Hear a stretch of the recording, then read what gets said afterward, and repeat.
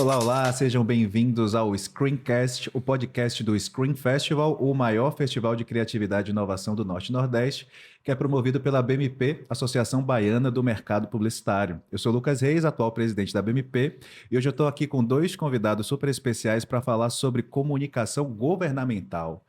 Os anunciantes públicos são super importantes para o nosso mercado e comunicação pública, comunicação de governo tem várias nuances, várias especificidades, e aí vai ser bem interessante a gente mergulhar nesse mundo hoje com Ana Sara Góes, que é sócia-diretora executiva da Objetiva, e Marco Antônio, que é gestor de inovação e inteligência também da Objetiva. Muito prazer.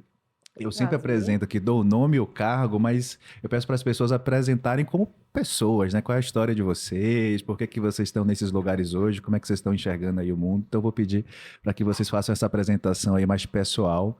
Então, primeiro, Ana e Sara, fala um pouquinho sobre você. Pode me chamar de Ana, é tranquilo. Eu sou sócia-diretora da Executiva, diretora executiva da Objetiva. Estou lá há quase 20 anos, né? Mas no mercado eu tenho um pouco mais que isso, né? Venho atuando nesse mercado. Comecei como jornalista, mas naquela época a gente não tinha as escolas de marketing, de publicidade, né? Então, o meu caminho foi começar no jornalismo, mas no momento em que eu comecei a exercitar, a fazer estágio, eu caminhei para o lado do marketing. E aí estagiei no Banco Econômico e assim passei um tempo trabalhando com marketing no banco e depois eu entrei em agência de publicidade. Hoje eu estou na Objetiva, que é uma empresa de comunicação. 360, né? Várias Isso, soluções aí isso, dentro da isso, nossa área. E estamos isso. aqui também com o Marco Antônio. Se apresenta aí, Marcão. Tudo bom, meu velho? Como vai? Tanto tempo, né? A gente não se vê assim, né? Depois de ter se visto tanto tempo, né? De forma física. Veja, eu sou um homem hétero, cis, pai de 2 filhos, negro, e estou no Objetivo há poucos meses, mas numa ambição bem específica, assim. Eu já tenho mais de 20 anos de formado, sempre atuei nas áreas de mídia, de planejamento, né? Na área digital também. Empreendi, trabalhei com veículo de comunicação, nas áreas comercial, de conteúdo, de gestão. E acho que esse projeto Objetivo agora, ele acaba comportando tudo, porque é um trabalho de gestão, de inovação, inteligência, mas que comporta as áreas de mídia, de digital, a gestão de pessoas, né? As resoluções e definições dentro da empresa. O Objetivo é uma empresa muito fluida, muito horizontal, e isso traz vários desafios, inclusive de autogestão, né, para o processo de tempo, e por isso mesmo é um grande desafio. E que eu estou muito feliz, inclusive, de falar e estar aqui, né, dividindo essa bola com a Ana. Então, é isso. Tamo juntos. Boa, maravilha. A Objetiva atende já a conta do governo do estado da Bahia há 17 anos, né? 16 e alguma coisinha, né? A gente entrou na gestão de Jacques Wagner, passamos pela gestão de Rui e estamos agora na gestão de Jerônimo. É bastante experiência aí. Para falar só de uma das contas, vocês têm outras contas públicas. Temos. E a gente sempre fala que a publicidade como um todo tem um papel social, né? Assim, a publicidade tem uma função na nossa sociedade.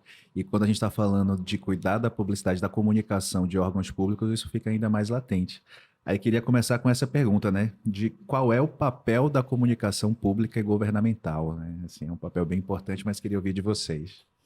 Então, a comunicação pública e de governo é uma comunicação assim que é dever das gestões, né? Uhum. É dever da gestão fazer a comunicação e direito do povo é, ter essa comunicação, né? Seja lá de que forma ela seja impactada. E fazer isso, e fazer comunicação de governo, é trabalhar em cima de muitas informações, de muitos dados, às vezes, informações formais, outras informais, inclusive também de buscar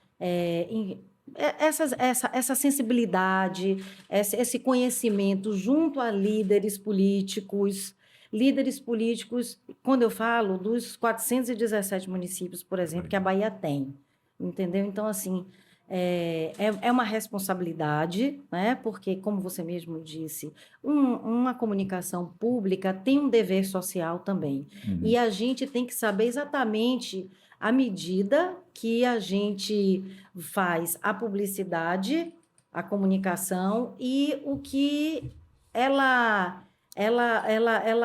que direito é.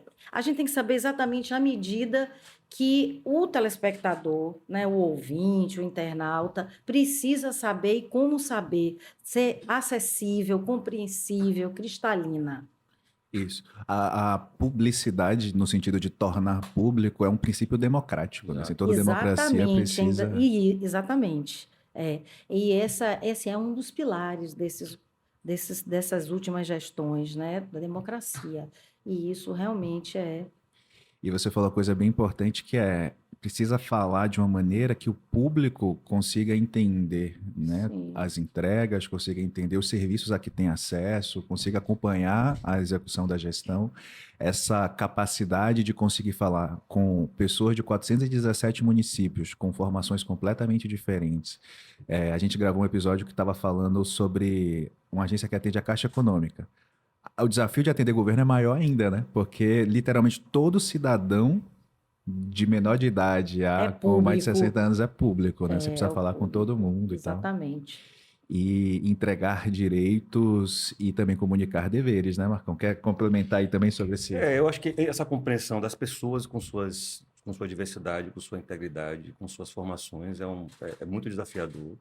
O cuidado com o que se diz do ponto de vista da clareza e entendendo que a gente está prestando um serviço, precisa comunicar por lei, por obrigação, a pessoa precisa compreender.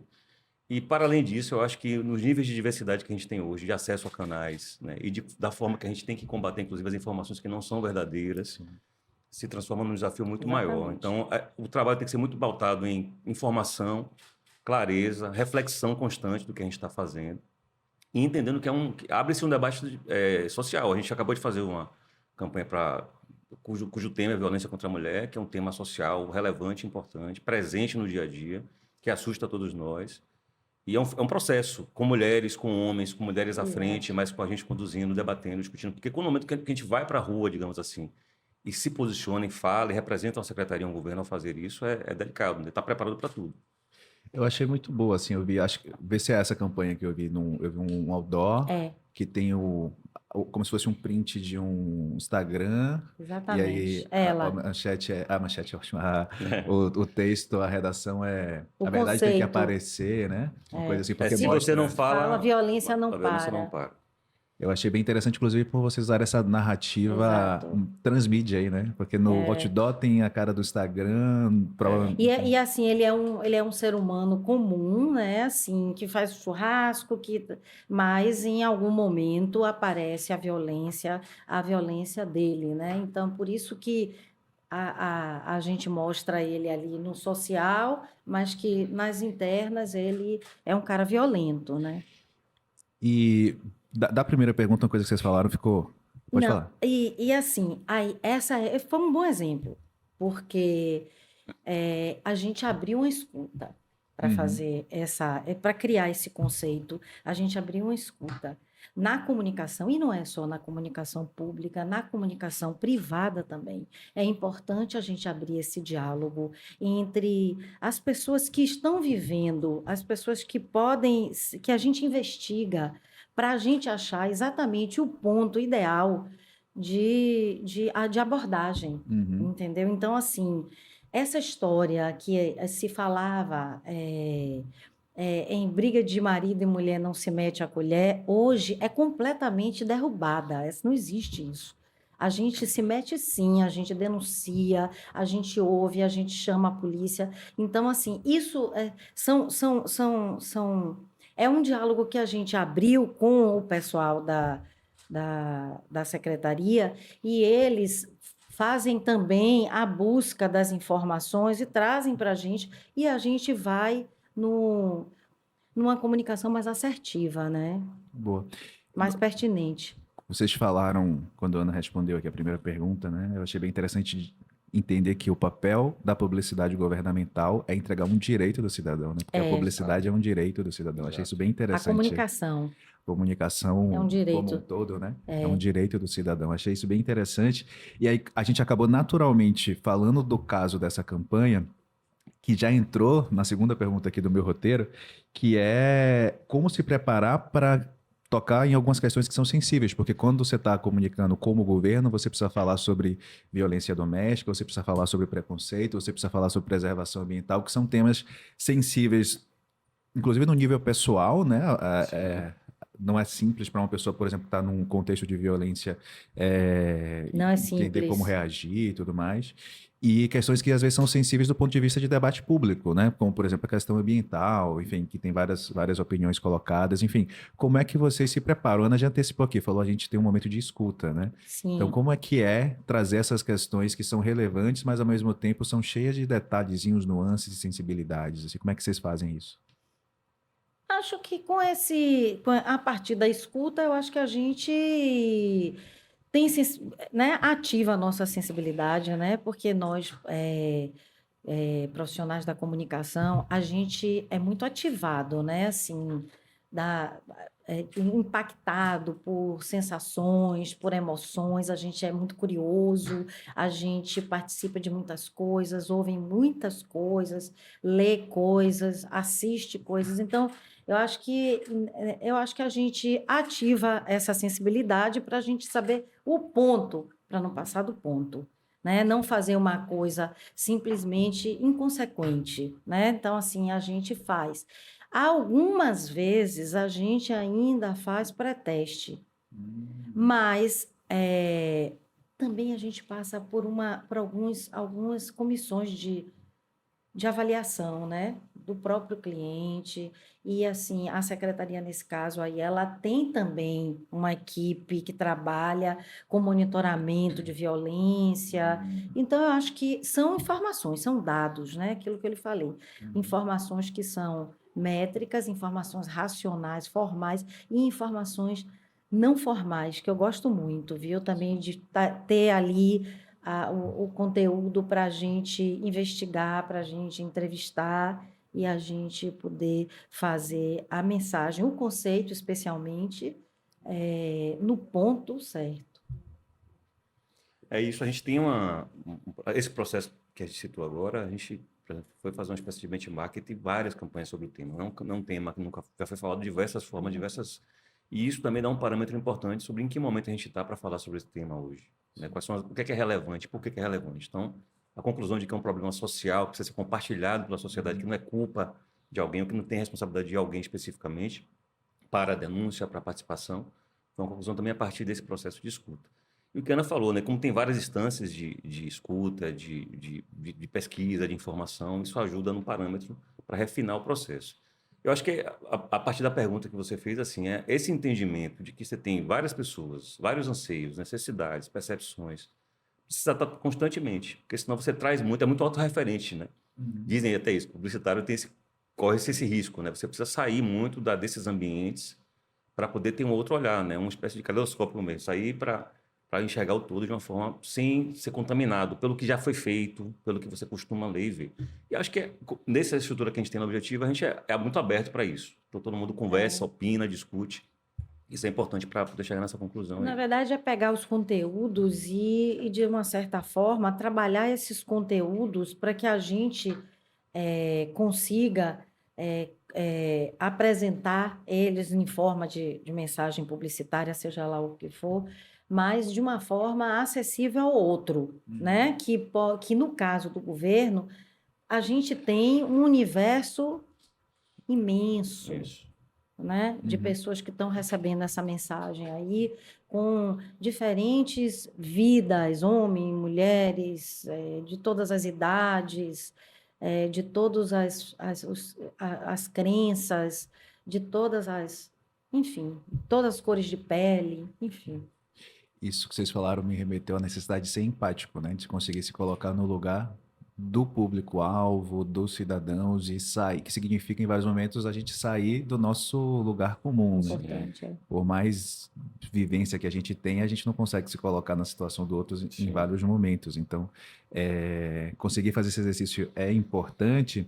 E aí, Ana, você falou sobre usar muitos dados, fazer o levantamento. Marco falou sobre trabalho de pesquisa, mas entre ter a frieza dos dados, entre ter a profundidade da pesquisa e transformar isso em algo que cativa a atenção da pessoa, que explica, que comunica em 30 segundos, em uma placa, em um post, é muito difícil, né? E aí algumas pessoas dizem que criar para governo é engessado, porque é sempre a mesma coisa, campanha de vacina, campanha de aulas, né?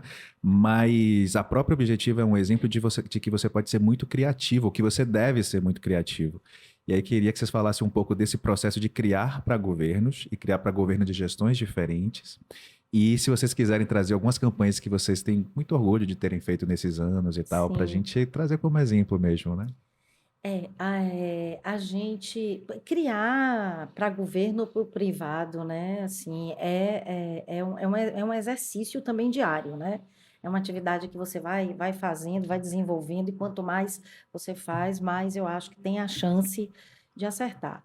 No caso, de criar para o governo, eu me perdi, o que é que eu ia falar?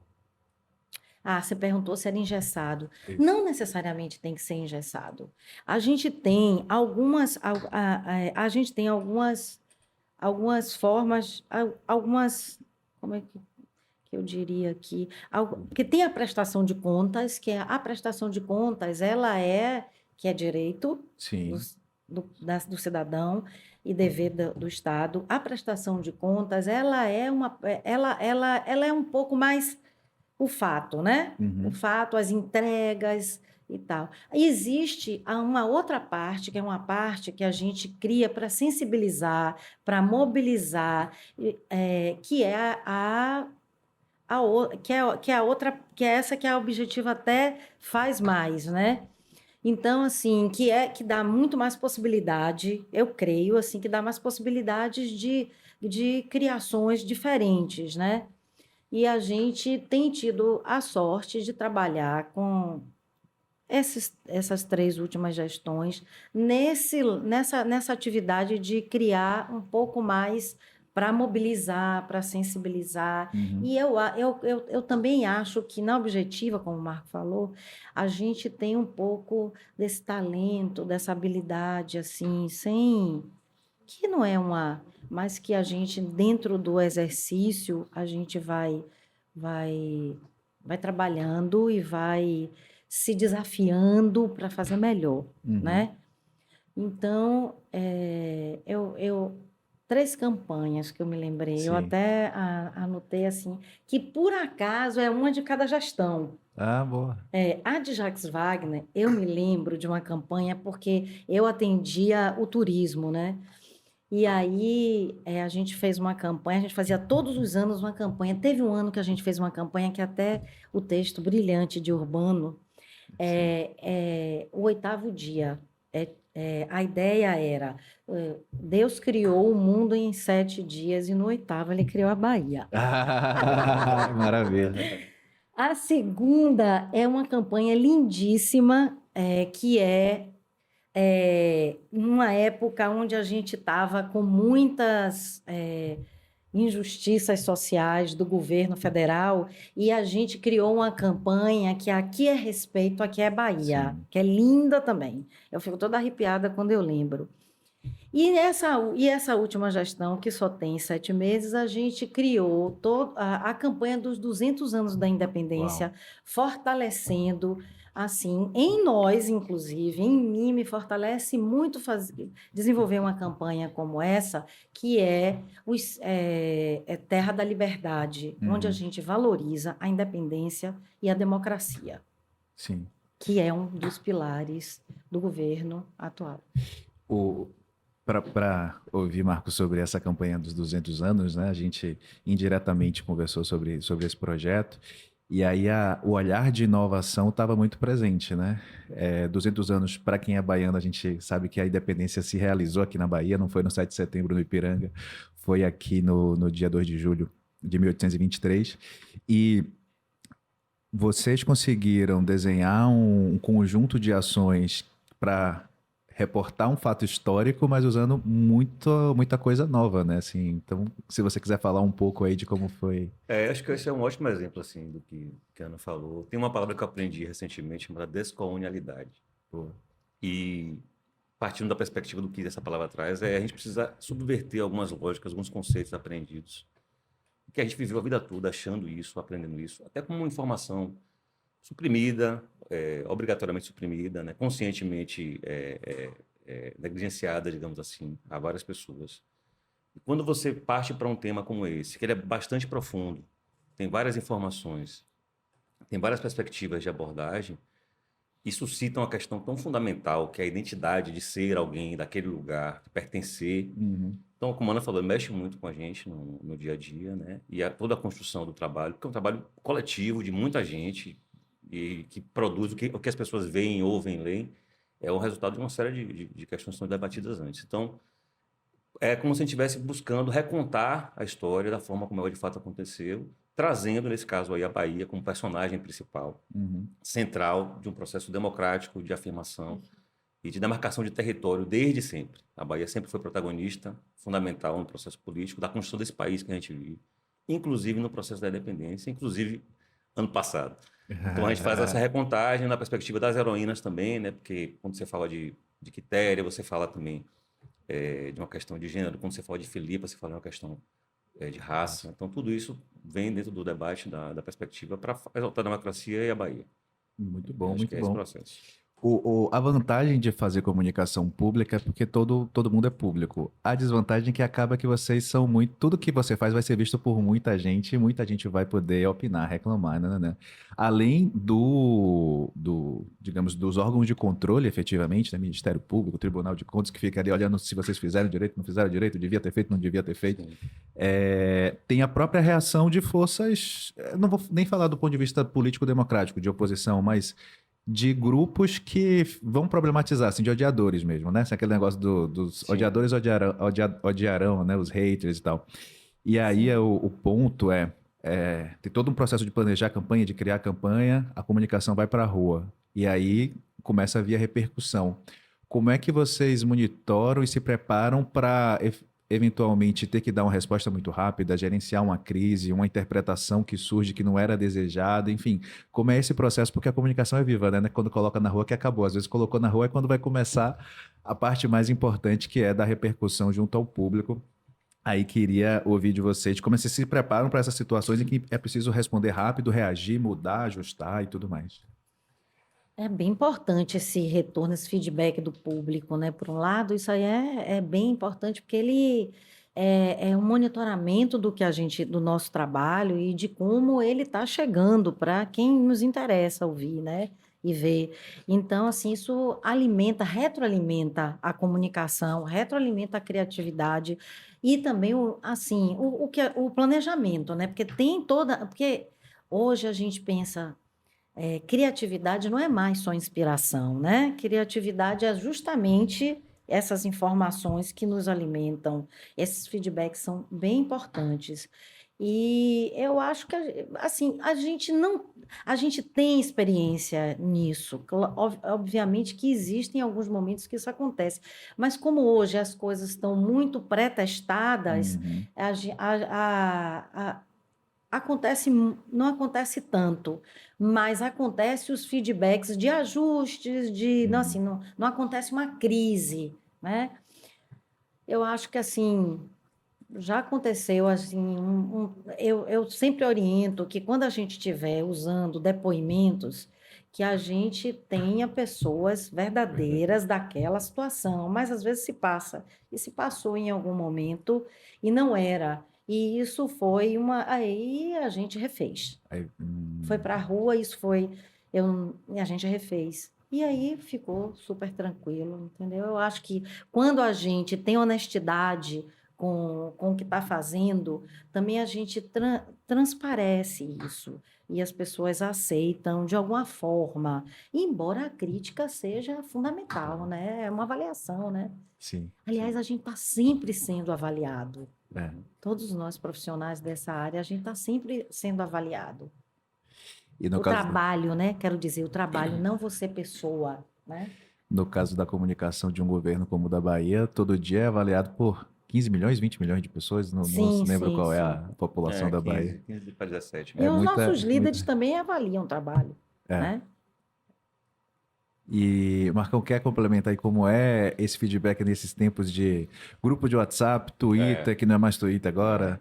Como empresa de comunicação, é óbvio que a gente precisa evoluir com isso e estar ativo e preparado.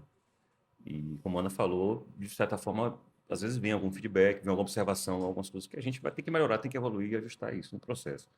Tem uma informação que eu li em algumas pesquisas durante um bom tempo aí, de que o usuário do serviço ele sempre avalia melhor o serviço do que as pessoas que estão de fora, né? Quando você fala de governo, você fala de prestação de serviço nas áreas fundamentais, né? Segurança pública, educação, comunicação e saúde, por exemplo, você tem que estar atento a isso também, né? Uhum. Tem um termômetro diferente entre as coisas. E entender, eu acho que é fundamental que quando você se comunica, dentro do possível, você precisa lançar uma marca, se posicionar, trazer um tema para debate, mas precisa se comunicar, se subcomunicar ali dentro dos segmentos de público. Porque aquele Uhum. assunto ele não bate da mesma forma nos mesmos grupos sociais, as regiões geográficas. Tem campanhas aqui na Bahia que você não faz muito sentido falar no oeste da Bahia, por exemplo, ou no norte, com Por aquele quê? tom. Hum, Porque existe uma diferença, que... aquele assunto não é relevante ali daquela forma, né? É, Uhum. Então você precisa, no caso da Bahia, você precisa ter um olhar geográfico, de comportamento, né? Não à toa existe a lógica dos territórios de identidade, né? Que pauta um pouco essa compreensão e permite que a gente consiga olhar. Eu falo, ó, às vezes eu falo, não é bom ir para lá agora com esse tema, Uhum. porque agora não é o momento de falar, aquilo não é tão importante agora. Então, tem que ter essa observação, como a Ana falou, existe hoje um processo de filtros e vários filtros dentro de cada ação nossa de comunicação, isso ajuda também no filtro, né? No efeito negativo, possível efeito negativo de uma crise. E isso atrapalha a velocidade da comunicação, assim, essas camadas de aprovação, de discussão, ou se tudo for planejado e se tiver ali um compromisso das próprias camadas de que precisa dar retorno céleres, flui bem, assim. não existe o planejamento, né? Né? Assim, da sistemática do trabalho, né? Mas ela é furada. Vamos falar a É, verdade. vamos É. falar a verdade, porque muitas coisas acontecem, porque às Exato. vezes o nosso cliente ele tá com aquela prioridade, mas surgem outras e a gente tem que entender, né? Não, a gente não tem muita dificuldade, não, viu, Lucas? A É. gente trabalha muito a 4 mãos, a 6 mãos, e de verdade isso, não é discurso, não. E aí esse compromisso de É, todos acaba é, dando é um a compromisso, velocidade. é um compromisso de todos, é um pacto, né? Porque é isso que a gente está trabalhando para prestar um serviço que é público. Uhum. Então, todos nós temos que ter essa responsabilidade. E a equipe da agência, da Objetiva, da nossa empresa, ela é uma equipe que já também tem uma experiência para isso. Nosso diretor de criação fez a campanha de Lula agora, Uhum. entendeu? Então, assim, é, Diz a marca meu, de Lula, né? é, meu Do sonho. governo? A A marca. marca Ah, da da campanha. campanha. Mas ele fez também a campanha, É, né? A Sim. marca é dele, mas é. ele ficou lá, Estava na campanha. ele esteve na campanha fazendo o trabalho de comunicação, né? Quem é o diretor de criação hoje do Objetivo? Renato Nunes. Renato, acho que eu conheço É. ele. Mas Boa. a gente tem também as executivas os executivos que atendem, a gente tem o pessoal da mídia e da produção, todo mundo muito antenado, com experiência, assim, que transversaliza por esses caminhos do público e do privado. Caminhando aqui para a gente falar sobre, pegando um pouco do que Marco falou, você tem várias regiões, vários públicos, e a gente tem hoje um momento com vários canais possíveis, né? Por um lado, isso é ótimo, porque cria novas oportunidades de a gente se comunicar com o público que a gente precisa. Por outro lado, cria um desafio estratégico e operacional, né? Que é você Sim, conseguir organizar todos esses canais e produzir conteúdo para todos esses canais. E logo na apresentação inicial, Ana, você falou que a Objetiva é uma agência de comunicação, né? Que consegue entregar uma Isso. solução ali integrada e tal. E aí eu acho que para governo isso é ainda mais importante, né? Como é que é fazer essa comunicação 360? Eu não sei se ainda se usa esse termo de comunicação 360, mas como é integrar esse monte de canal, de ferramenta, de plataforma, de veículo que surge para entregar uma comunicação de forma estratégica e que, de fato, cumpra o seu papel, né? Eu acho que a primeira providência para isso é ter uma equipe afinada, entendeu? E alinhada com esse mesmo propósito de uma comunicação integrada.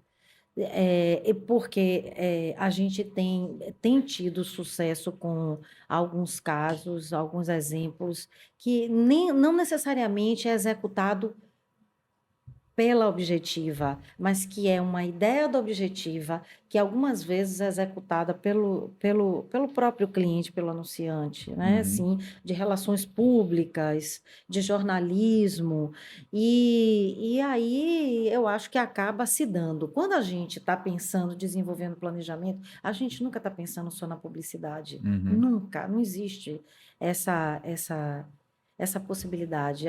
Ao contrário, existem infinitas possibilidades. Controlar, inclusive, isso.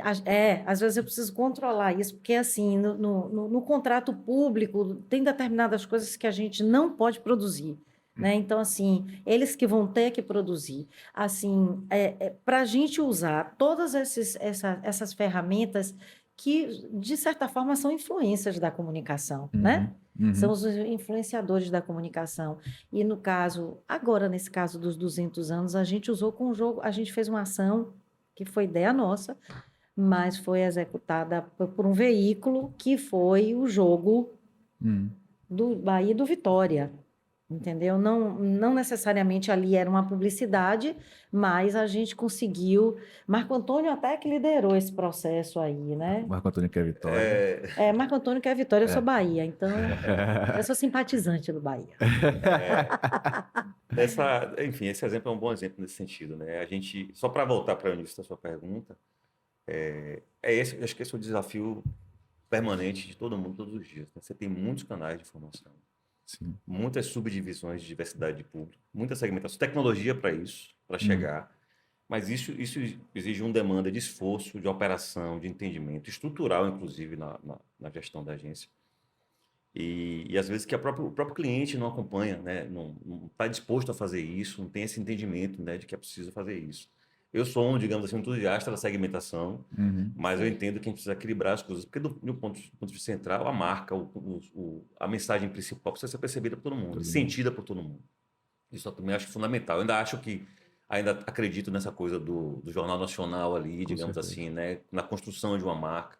A gente até falou outro dia, né, sobre uma marca de carro, né, que está ali presente. Pô, quanto dinheiro se gasta e tal.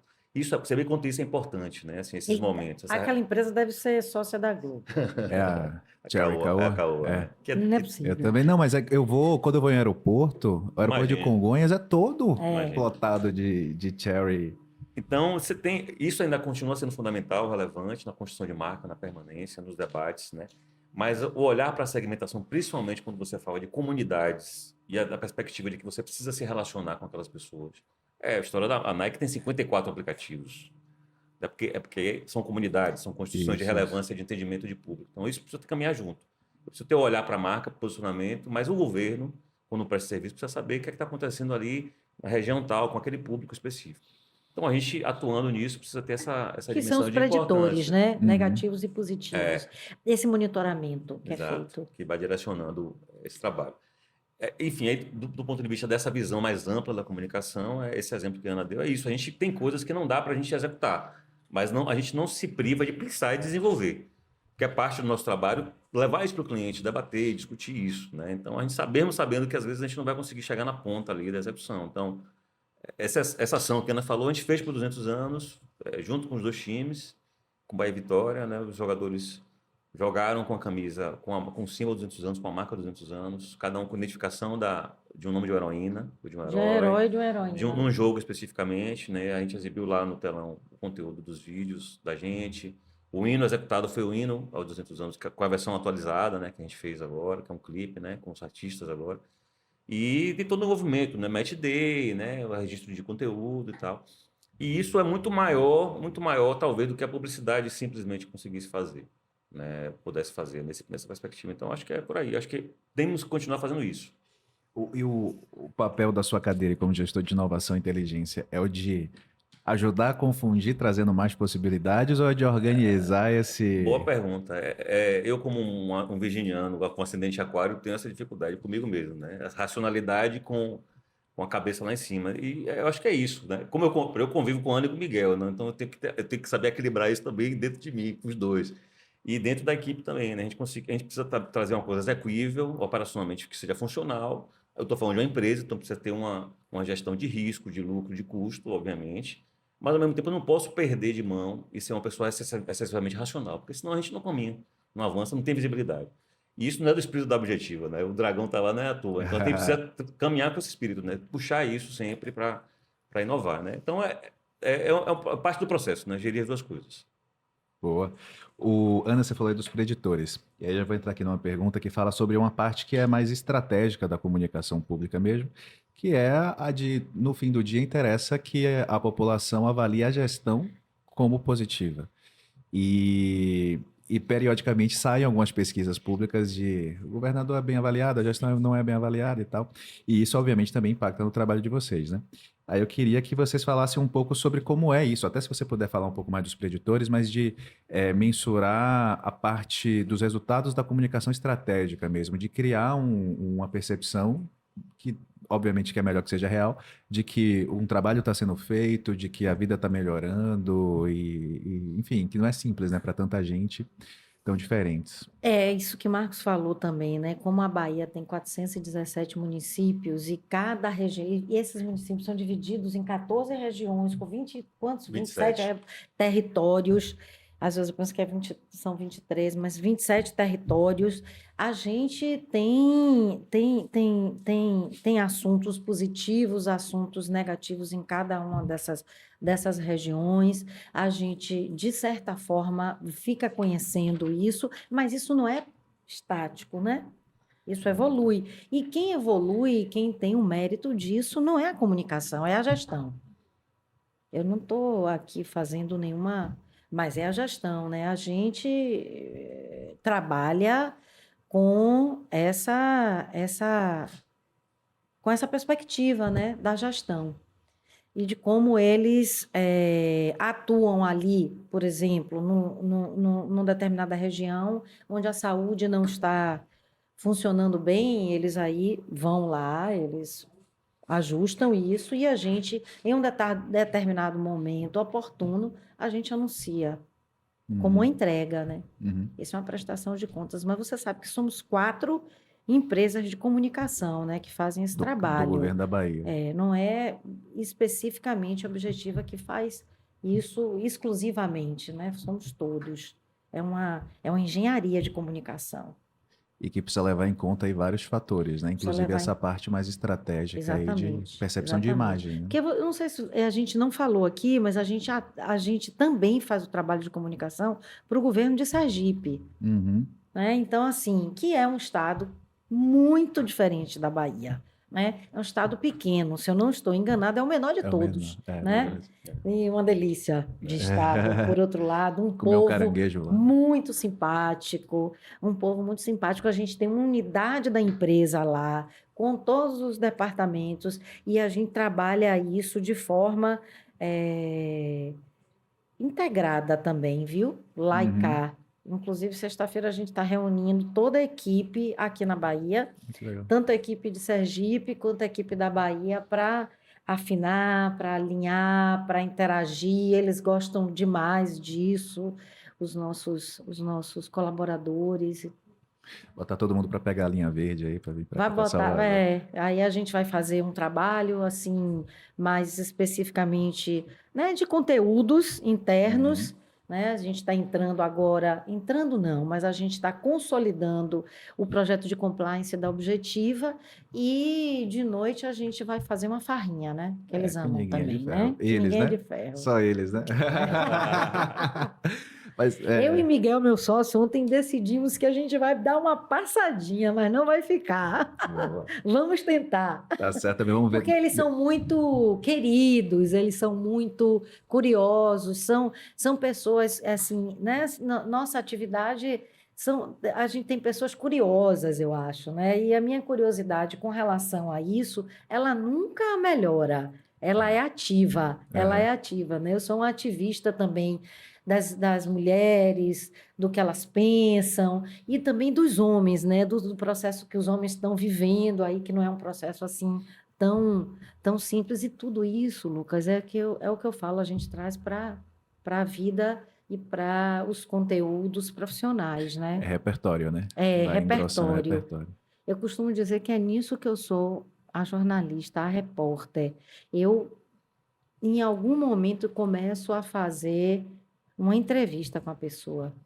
Daqui a pouco, eu já sei um bocado de coisa ali, tá? Já Já sai com um dossiê ali da. Não exatamente um dossiê, mas assim, como é que é a menina redatora de Aracaju, entendeu? Como é que ela pensa, o que é que ela pensa das coisas, qual a identificação que ela tem com a nossa empresa. É interessante como cada cabeça é um mundo, né? Cada pessoa que a É. gente conversa descobre um mundo de conexões completamente diferentes e tal. E de certa forma somos tão iguais, né? Eu acho. So- Também. somos iguais nas nossas semelhanças Nossa, e É. diferentes nas nossas boa Às vezes a diferenças, gente né? se acha tem assim, um isso. pouquinho especial aqui e ali, é verdade, até pode ser, mas somos iguais. Marco, Também, também.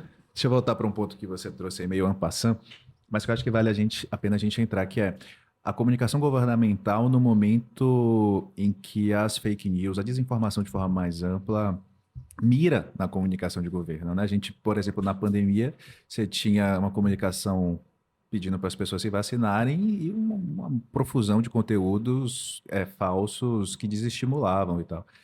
E aí, vou começar essa contigo aí, por conta dessa cadeira de inovação e inteligência. Como é isso, né? Isso muda, assim, ficar atento a uma notícia falsa, surge um boato de que a matrícula da escola do menino vai, né? Como é que isso entra aí nessa engenharia de comunicação, como a Ana falou? Isso está dentro do processo. Infelizmente, a gente não pode desconsiderar mais essa possibilidade quando a gente faz qualquer tipo de comunicação, de campanha, das marcas, inclusive. Porque existem as situações específicas, as situações vividas, existe a pós-verdade, inteligência artificial, a construção de narrativas, Deepfake, né? deepfake, está tudo aí dentro do processo. A gente está vivenciando isso para o bem e para o mal, né? Tem coisas maravilhosas dentro desse processo, mas Exatamente. existem desafios também trazidos dentro desse contexto. Então a gente tem que estar assim, sempre atento, entendendo o que está acontecendo, né? E estar preparado para esse processo aí, nessa história. Quando você fala de o que é que um governo precisa, o que é que a população espera de um governo? Que ela melhore a vida das pessoas, né? Simplesmente assim. Melhorar a vida para você pode ser ter uma linha de metrô nova. Uhum. Melhorar a vida para mim pode ser um hospital, e para outro pode ser uma estrada e assim por diante. E para algumas pessoas que não têm relação direta com o bem público, né, com o uso do serviço público, pode ser, melhorou o trânsito, por exemplo. Uhum. Então, esse entendimento também precisa existir, né? Porque às vezes existe uma comunicação de um governo para uma coisa específica que não impacta a sua vida, que não vai mudar a sua vida, mas melhora o todo, melhora a coletividade. Como melhora a coletividade, melhora o todo, melhora para você também, de forma indireta, né? Então, enfrentar isso é parte do processo, do dia a dia, você respondendo a pergunta. Está atento ao monitoramento, à interação com redes, a como os conteúdos são produzidos e chegam em outros canais para o WhatsApp. Aí essa escuta lá no local é fundamental, né? Com os agentes que estão ali dentro do processo. Mas a gente tem que saber que vai acontecer e permanece acontecendo. Esse é um tema que minha esposa pesquisa, né? E durante a eleição passada ela estava acompanhando várias notícias falsas ligadas ao período eleitoral e tal. E tinha vários momentos, Ana, que eu li assim, falava assim, sério que... Não, essa história aqui, as pessoas estão acreditando nisso e tal, aí me lembrou essa veia jornalística, assim, né? De às vezes a gente vê um boato que ganha corpo e que você fala assim, é sério que as pessoas estão acreditando nisso? Isso Isso. aqui é completamente falacioso e tal. E aí, às vezes, a publicidade, você precisa usar órgãos, né, meios de comunicação publicitários para combater aquilo, enfim. É porque Isso, também no processo da pandemia havia um desconhecimento absurdo sobre tudo, né, Lucas? Os cientistas, eles não sabiam, completamente novo, né? era completamente novo, então, assim, claro que existia a fake news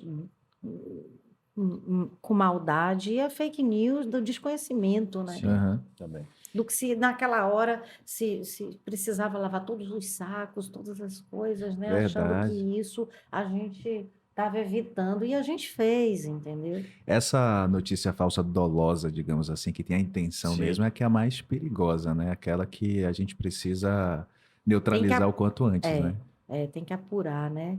Essas notícias assim que você tem um clique assim, é melhor a gente apurar antes de repercutir, Isso, né? exatamente. E quando fizer sentido, a comunicação pública usar aí todo o seu poder para tentar... A gente até já fez algumas ações de comunicação, de combate às fake news, Sim, né? sim. Eu lembro, acho que teve até um WhatsApp que você mandava, né? Ou um perfil que fazia esse trabalho de dizer se era fato ou fake. E tal. Do governo atual tem um trabalho, né? Tem um perfil, tem uma rede, tem um processo de comunicação para isso, mas não é simples, né? Para cada verdade você tem 250 mentiras ali no mesmo dia e produzidas de forma que pareçam cada vez mais verdade. E aí tem isso que você falou, né? As narrativas, elas, por mais absurdas que sejam, algumas pessoas acreditam nisso. Às vezes parece que quanto mais absurdo, Parece que tem acredita. É verdade, verdade, verdade, verdade. Caminhando aqui para o nosso encerramento, a gente já está com mais de 40 minutos de gravação. Você falou, né, que a Objetiva também atende Sergipe. E tem o governador de Alagoas teve como marqueteiro também um baiano. Quando a gente vai para Pernambuco, tem uma agência baiana. Quando a gente vai para São Paulo, a secretária, não sei se é baiana, mas estudou aqui na Bahia, foi inclusive minha colega de faculdade. Quando a gente vai para Brasília, tem Sim, gente da Bahia lá sim, na. sim. Por que a Bahia ficou tão boa nisso de fazer comunicação governamental? Assim, é o nosso acarajé, a nossa Eu acho que é a água. diversidade, né, não? Eu acho. A Bahia é uma terra muito rica nisso, né? Assim, porque é grande também, né? E eu acho acho que talvez isso, a diversidade, né? Somos tantas pessoas, tantos tipos aqui, e também eu acho que a gente deu, por algum motivo, a gente teve a sorte, né, dessa régua e desse compasso aí, desses artistas baianos que foram para o mundo e levaram a Bahia e talvez inspirem. Não sei. O que é que você acha? Tem o E- mar, não é à toa, né, que o oitavo dia funcionou, né? Boa. Que foi o dia que Deus criou a Bahia. Isso é fantástico. Qual é? A gente passou alguns anos sendo o destino preferido dos brasileiros, a Sim. Bahia. A gente sempre está ali no ranking, viu? Ali, pá. Disputando com o Rio, é? Qual é o. Disputando o Rio de Janeiro, obviamente, e a Amazônia. Uau, bom. Não sabia, O não. Amazonas, Amazônia. Eu- e a gente tem até um cliente lá. E É um shopping, né? é inacreditável, viu, Lucas? Porque assim, eu viajo sempre com japonês do lado, alemão, índio. Assim, o avião é uma É belezura. diverso etnicamente. É E aquela região acaba mais chinês, próximo por exemplo, da da Flórida, do Flórida. Caribe, né? Sim, sim, Sim. Dizem, sim. tem Eles têm uma forte influência. um amigo que mora lá que diz que é mais fácil, mais barato, inclusive, ir para Miami do Sim. que para São Paulo, saindo de Manaus, por exemplo, né? Então, São 4 horas, né? Para Flórida, para Miami. saindo de Manaus, né? Saindo de Manaus. E acho que para São Paulo é um pouco mais. É um pouco Pois é. mais. Eu tenho um voo fantástico que sai daqui de manhã e chega lá meio-dia, que é maravilhoso. Direto? A gente Ah, atende lá, a gente já mudou de shopping, né? Hoje a gente atende um shopping do grupo do Salvador, do JC. PM. Acho que a gente está lá há uns 15 anos. uhum. A gente estreou esse atendimento online há muitos Ah, anos. Hoje eu faço força para ir lá, porque, de fato, nem, nem nem precisa. é, Nem precisa, é. é. Quando eu tive lá, peguei um voo que passava por Brasília, uma conexão de não sei quantas horas. Agora eu não sabia que já tinha voo direto, não, mas é uma Não tem maravilha. direto, não passa por Brasília, mas é Ah. rapidinho, tanto na ida quanto na volta. Passa Ótimo. por Brasília, que é, né, um aeroporto fantástico. Muito bom também. E aí, Marcão, qual é a sua tese de o que é que a Bahia tem para mandar tão bem aí na Eu acho que comunicação pública? eu vou com o ano. Eu acho que a diversidade, eu acho que do Brasil, quando você projeta o Brasil para o mundo, projetando a Bahia para o Brasil, eu acho que tem até uma certa semelhança ali, né, da representatividade, né? Mas a diversidade é um grande valor que a gente negligenciou por muitos anos. E talvez a gente esteja no melhor momento agora de reconhecer e se reconhecer como um povo diverso, sem precisar ser igual a ninguém, termos o nosso próprio caminho. E isso ser um fator fundamental na compreensão do todo, da sociedade e dos diálogos que são possíveis e necessários. Então, acho que a Bahia conseguiu fazer isso. Aí você junta isso com essa coisa histórica, política que a gente falou aqui, né? Do viés artístico, da presença do protagonismo, da coragem. E a gente desenvolveu esse viés aí. E aí você forma uma escola, né? Porque um vai, o segundo vai, o terceiro vai. Daqui a pouco tem um monte de gente fazendo isso, né? Eu também já fiz campanha em Roraima, por exemplo, né? Assim, Pô, Então, tem esse olhar, né, para essa perspectiva. Então, eu tô com a Ana aí. Acho que é a diversidade. É a corda de caranguejo, né? Você vai Pois puxando, é, né? pois é. Vem pois é, todos e pois tal.